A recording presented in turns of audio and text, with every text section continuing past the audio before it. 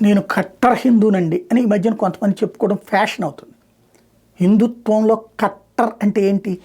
నేను ఇక అదేనండి అంటే ప్రతి ఒక్కళ్ళు అదే కదా. దానికోసం ఏమైనా చేస్తానండి. ఏం చేస్తాను? ఎదురోళ్ళని చంపమని హిందుత్వం చెప్పలా, ఎదురోళ్ళని నాశనం చేయమని హిందుత్వం చెప్పలా, ఎదురోళ్ళ మీద దాడి చేయమని హిందుత్వం చెప్పలా. నీ ధర్మాన్ని నువ్వు కాపాడుకోమంది.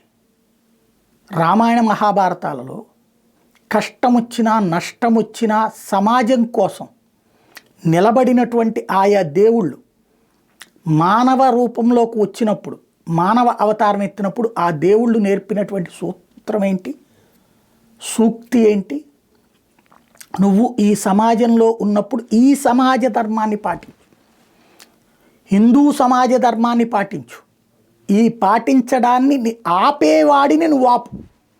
దానికోసం చట్టబద్ధమైన పోరాటం చేయి, న్యాయబద్ధమైన పోరాటం చేయి, ప్రజలని చైతన్యపరచు. అంతేగాని ఆయుధాలతో చేస్తాం లేకపోతే యుద్ధాలు చేస్తాం కాదు. హిందూ ధర్మం మీదన దాడి జరుగుతున్నప్పుడు నువ్వు నిలబడు.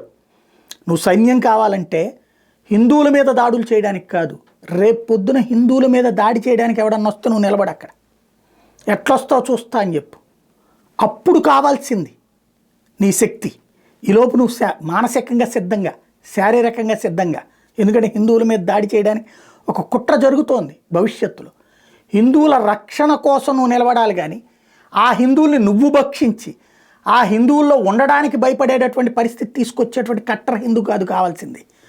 హిందుత్వం కోసం ప్రాణాలని పణంగా పెట్టేవాళ్ళు అయి ఉండాలి. దానికోసం ఇబ్బంది పెట్టేటటువంటి వాడి నుంచి హిందుత్వాన్ని కాపాడేవాడై ఉండాలి. అంతేగాని హిందుత్వవాదుల మీద దాడి చేసేవాడు కాదు కావాల్సింది. అది కట్టర్ అనరు.